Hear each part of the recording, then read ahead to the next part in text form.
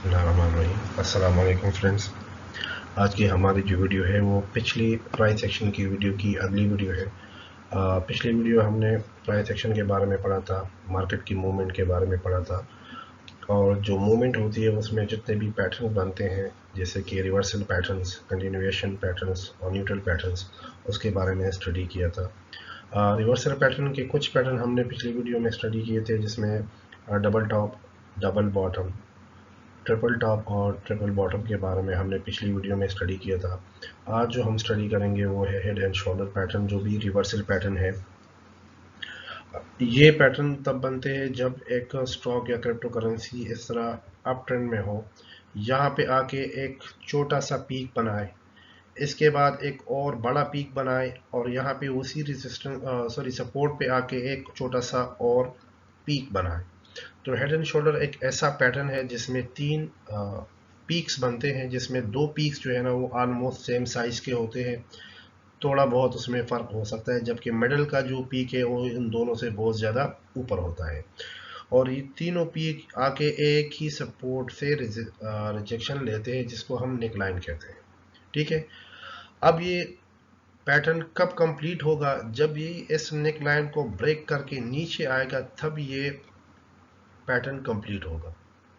ठीक है, अब कंप्लीशन के बाद एंट्री हमने कहाँ पे लेनी है, कितना टारगेट सेट करना है, और ये हेड जो पैटर्न है ये कितना रिलायबल है और कहाँ पे रिलायबल है, इसके बारे में बताते हैं। अच्छा, ये पैटर्न जितने भी हाई टाइम फ्रेम पे बने उतने ही रिलायबल होते हैं, उतने ही स्ट्रॉन्ग रिवर्सल होते हैं। छोटे टाइम फ्रेम पे बने तो इतने रिलायबल नहीं होते, और जो रिवर्सल है वो भी इतना स्ट्रॉन्ग नहीं होता। अगर ये पैटर्न 4 घंटे या एक दिन के टाइम फ्रेम पे बने तो ये बहुत ज़्यादा स्ट्रॉन्ग रिवर्सल पैटर्न बनते हैं, और रिवर्सल के चांसेस 90 to 95% होते हैं।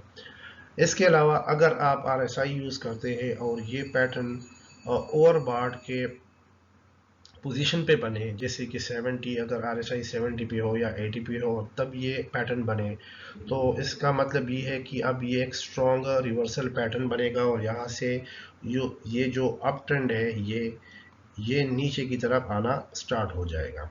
ठीक है, अब सवाल ये पैदा होता है कि हमने यहाँ पे एंट्री कहाँ पे लेनी है। ठीक है, तो जब ये नेक लाइन जो है ना ये इसको ब्रेक करेगा और थोड़ा सा यहाँ से यहाँ तक एक ट्रेस बैक लेगा, और जैसे ही एक रेड कैंडल बने वहां पे आपने एंट्री लेनी है। ठीक है, और आपने स्टॉप लॉस जो है ना इस नेक लाइन के ऊपर लेना है, और जो आपका टारगेट होगा, जो मिडल का जो पीक है उसको मैयर करके आपने उतना ही यहाँ पे अपना टारगेट सेट करना है। ये एक नॉर्मल टारगेट होता है। अब जो लोग स्कैल्पर्स होते हैं वो अपना टारगेट जितना ये शोल्डर की मेजरमेंट होती है उतना ही अपने लिए सेलेक्ट करते हैं, क्योंकि वो छोटे छोटे प्रॉफिट बुक करके मार्केट से एग्जिट करते हैं। तो स्कैल्पर्स इस शोल्डर तक का अपना टारगेट पूरा करते हैं, जबकि नॉर्मल जो ट्रेडर होते हैं वो इस मिडिल पीक का मेजरमेंट जितना भी हो उतना अपने लिए टारगेट सेट करते हैं। ठीक है, इसका एक प्रैक्टिकल एग्जांपल ये है कि ये मार्केट यहाँ से इसी तरह अप ट्रेंड में है। ठीक है, यहाँ पे चल के इसने एक शोल्डर बनाया और इस सपोर्ट लाइन पे आके इसने रिजेक्शन ली यहाँ से। इसके बाद इसने एक और बड़ा जो है ना पीक बनाया, नीचे आके उसी सपोर्ट पे आके रिजेक्शन ली, और फिर यहाँ पे एक और छोटा सा पीक बना के उसी सपोर्ट पे आया। तो अगर हम इस तरह देखें तो इसने ये एक इसका लेफ्ट शोल्डर बना, ये राइट शोल्डर बना, और ये इसका हेड बना। तो इसने एक perfect head and shoulder pattern बनाया। अब इसके बाद ये कंप्लीट तब होगा या जहां से ये ब्रेकआउट देगा। अब यहां से इसने ब्रेकआउट दिया, थोड़ा यहाँ से ट्रेस बैक हुआ, और ये बड़ा सा रेड कैंडल बना। जब ये रेड कैंडल बने यहाँ पे हमने एंटर ले लिया। अब हमारा टारगेट कितना होगा, जितना इस मिडल पीक की जितनी भी मेजरमेंट ने इतना हमने टारगेट लेना है यहाँ तक। और अगर आप देखें तो मार्केट ने यहाँ तक डाउनफॉल आया और उसका टारगेट जो है ना वो अचीव हो गया। ठीक है, तो जैसे मैंने पहले कहा, अगर ये हाई टाइम फ्रेम पे बने या ओवरबॉट लेवल पे बने तब ये और भी रिलायबल होता है। अच्छा, इसके बाद एक और पैटर्न आता है जिसको हम inverse head and shoulder pattern कहते हैं। जो हेड एंड शोल्डर है ये उसका उल्टा होता है, ठीक है। जैसे ही वो पैटर्न एक अप ट्रेंड के बाद बनता है, इसी तरह ये पैटर्न जो है ना डाउन ट्रेंड पे बनता है। जैसे कि यहाँ पे ये डाउन ट्रेंड में है, ठीक है। यहाँ पे आके इसने एक रेजिस्टेंस पे जाके रिजेक्शन ली और एक बड़ा पीक बनाया। इसके बाद दोबारा गए और रेजिस्टेंस पे इसने रिजेक्शन ली, यहाँ पे फिर एक और पीक बनाया और फिर उसी रेजिस्टेंस पे चले गए। अब अगर हम इसको देखें तो इसने भी 3 पीक्स बनाए, जो कि ये दो जो शोल्डर है ये ऑलमोस्ट सेम है, और ये जो मिडल वाला पीक है ये एक बड़ा पीक है, ठीक है। तो अगर इसको देखें तो एक हेड एंड शोल्डर वाला पैटर्न बना है, और इसी रेजिस्टेंस को अगर ये ब्रेक करके रिट्रेस करे तो यहाँ पे हमने फिर एंट्री लेनी है, और इसके बाद जो है ना ये मार्केट अप ट्रेंड की तरफ चला जाएगा। यहाँ से ये डाउन ट्रेंड खत्म होके अप ट्रेंड में कन्वर्ट हो जाएगा। इसी में भी ये 3 पीक्स बनाएगा। उसमें हेड एंड शोल्डर में जो पीक्स बनते थे तो वो सपोर्ट पे आके रिजेक्शन लेते थे, लेकिन इनवर्स हेड एंड शोल्डर में ये जो है रेजिस्टेंस पे आके रिजेक्शन लेंगे और फिर नीचे आएंगे, और थर्ड जो लास्ट जो हेड शोल्डर है उस पर ब्रेकआउट मिलके ये अप ट्रेंड की तरफ चला जाएगा, ठीक है। इसका एक प्रैक्टिकल एग्जांपल ये है, ये इस मार्केट को देखिए, ये एक डाउन ट्रेंड में आ रहा है, ठीक है। यहाँ पे इसने एक शोल्डर बनाया, यहाँ पे ये जो लाइन है ये इसके लिए एक रेजिस्टेंस है। यहाँ से आके ये रिजेक्ट हुआ, फिर इस तरह नीचे आके फिर यहाँ पे गया, फिर रिजेक्ट होके फिर एक और शोल्डर बनाया, और यहाँ पे इसने एक ब्रेकआउट दिया इस रेजिस्टेंस पे।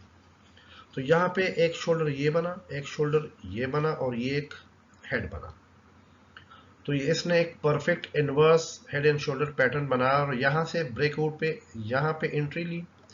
जितना इसका मेजरमेंट था उतना ही टारगेट सेट करके ये ऊपर चला गया, और यहाँ पे टारगेट अचीव हो गया, ठीक है। इसका भी वही है कि अगर ये हाई टाइम फ्रेम पे बने, जैसे एक दिन के या 4 घंटे के टाइम फ्रेम पे बने, तो ये हाईली रिलायबल होता है, और ट्रेंड रिवर्स के चांसेस बहुत ज़्यादा होते हैं। अगर आरएसआई के बेस पे देखें तो अगर एक सिक्योरिटी या एक स्टॉक ओवरसोल्ड पोजीशन पे हो और ये पैटर्न बने, तो चांसेस बहुत ज़्यादा है कि यहाँ से डाउन ट्रेंड रिवर्स होके अप ट्रेंड में कन्वर्ट होगा, ठीक है। तो ये दोनों तो थे हेड एंड शोल्डर और इनवर्स हेड एंड शोल्डर। इसके बाद एक और आता है जिसको हम कहते हैं राइजिंग विच, ठीक है। अब राइजिंग का मतलब है बढ़ना, और विच एक ट्रायंगल में ये इस तरह मूवमेंट करेगा, और आगे चल के इसके जो है ना ये तंग होता जाएगा जितनी भी प्राइसेस होते हैं, ठीक है।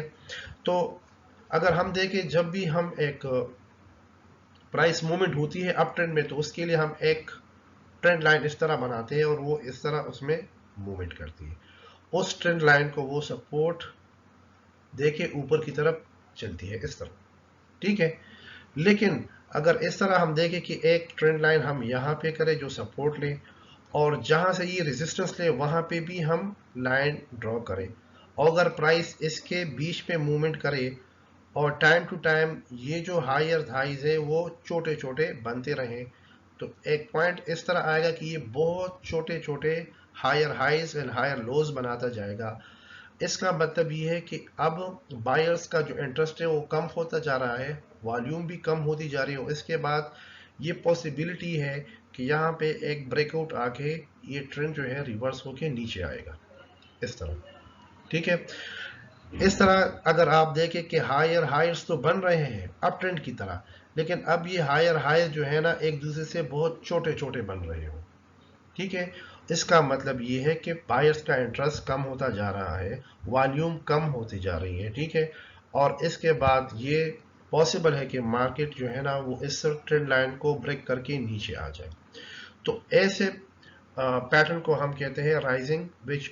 और ये जो है ना नीचे से जब एक स्टॉक या क्रिप्टो करेंसी अप ट्रेंड में हो, तब ये एक विज में इस तरह इंटर करता है। पहले छोटे छोटे higher highs and higher lows बनाता जाएगा, और इस तरह बनते जाएंगे कि एक छोटे से नैरो पाथ में ये चले जाएंगे, जैसे कि यहाँ पे होंगे। बायर्स का इंटरेस्ट कम होता जा रहा है, ठीक है, और जो वॉल्यूम है वो भी कम होता जाएगा, ठीक है। तो अगर आप वॉल्यूम जो इंडिकेटर उसको यूज कर रहे हो, ठीक है, और आरएसआई को यूज कर रहे हो, तो आप देखिए अगर ये पैटर्न ओवरबॉट लेवल पे बने और वॉल्यूम्स जो है ना वो धीरे धीरे कम हो रहे हैं और हायर हाइज बन रहे हो, तो इसका मतलब है कि ये एक राइजिंग वेज है और इसके बाद ट्रेंड जो है रिवर्स होके डाउन ट्रेंड में चला जाएगा। इसकी एग्जांपल ये है, अगर इस तरह देखें हम, तो ये अब एक अप ट्रेंड में है, यहाँ पे इसने एक रेजिस्टेंस से रिजेक्ट किया, यहाँ पे सपोर्ट ट्रेंड लाइन पे आया, फिर यहाँ पे गया, यहाँ पे फिर आया। अब देखिए ये हायर हाइज तो बना रहा है, लेकिन ये हायर हाइज जो है ना बहुत छोटे होते चले जा रहे हैं, ठीक है। और इसी पॉइंट पे आके इसने ट्रेंड लाइन को ब्रेक किया और नीचे आया।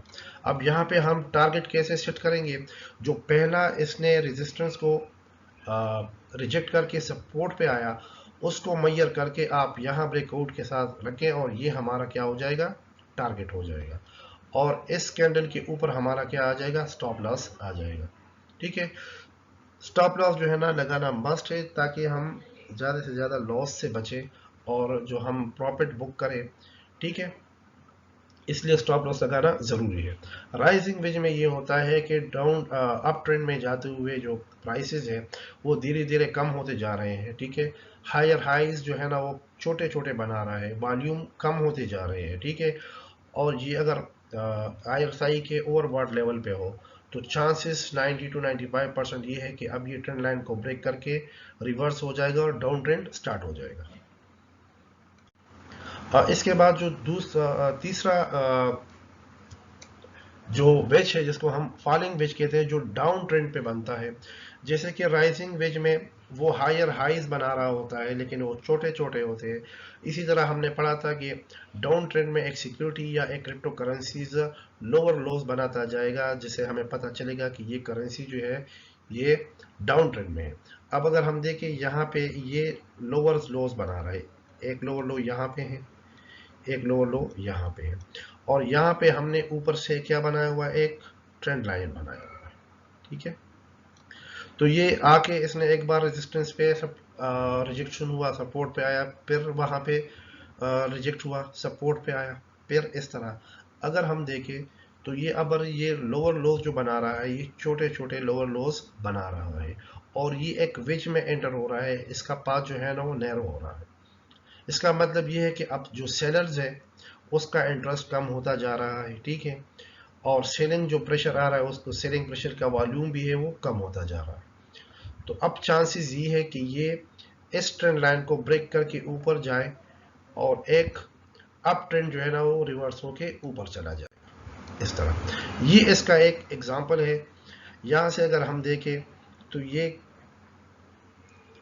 यहाँ पे था, इसने यहाँ पे एक सपोर्ट यहाँ पे लिया, फिर यहाँ पे आया, फिर यहाँ पे अगर हम देखें ये फॉलिंग वेज है, ठीक है। यहाँ तक इसके जो डिमांड है, सप्लाई है, वो कम होती जा रही थी, प्राइसेस कम हो रहे हैं, लोअर लो जो बन रहे थे वो छोटे छोटे बन रहे थे, ठीक है। और यहाँ पे इसने इस ट्रेंड लाइन को ब्रेक करके ये ऊपर चला गया और एक अप ट्रेंड स्टार्ट हो गया, इस तरह। अब यहाँ पे टारगेट किस तरह करे हो? इसी तरह जो पहला वेज बनाया था इन लोगों ने इस चीज में, उसको मैयर करके यहाँ पे डाल दें और जैसे ही यहाँ से ब्रेक होगा, जहाँ यहाँ पे हमारा टारगेट आ जाएगा और इसके नीचे यहाँ पे हमारा स्टॉप लॉस लग जाएगा। तो ये हमारा एंट्री प्राइस होगा, ये हमारा स्टॉप लॉस होगा और ये हमारा टारगेट होगा, ठीक है। स्टॉप लॉस लगाना इसलिए ज़रूरी है कि हम जितना अफोर्ड कर सकते हैं, ठीक है, हम उतना ही लॉस करें। क्योंकि समटाइम्स ये होता है कि लोग जो है ना एंट्री प्राइस तो ले लेते हैं, लेकिन प्रॉपरली वो स्टॉप लॉस नहीं लगाते, जिसकी वजह से उनका लॉस हो जाता है। समटाइम्स अगर मार्केट बहुत ज़्यादा जो है ना बेरिश हो और आपने शॉर्ट किया हो, तो आप ट्रेलिंग स्टॉप लॉस यूज़ करें। इसके अलावा अगर अप ट्रेंड में जा रहा हो तब भी आप ट्रेलिंग स्टॉप लॉस ही यूज़ करें, ठीक है। उसमें ये होता है कि आपको प्रॉफिट ही होता है, लॉस जो है ना वो नहीं होता, ठीक है। तो ऐसे जो पैटर्न है, अगर ये ओवरसोल्ड के लेवल पे बने आरएसआई पे या हाई टाइम फ्रेम पे बने तो इसके चांसेस बहुत ज़्यादा है कि यहाँ से ये रिवर्स होके अप ट्रेंड में चला जाएगा। Thank you.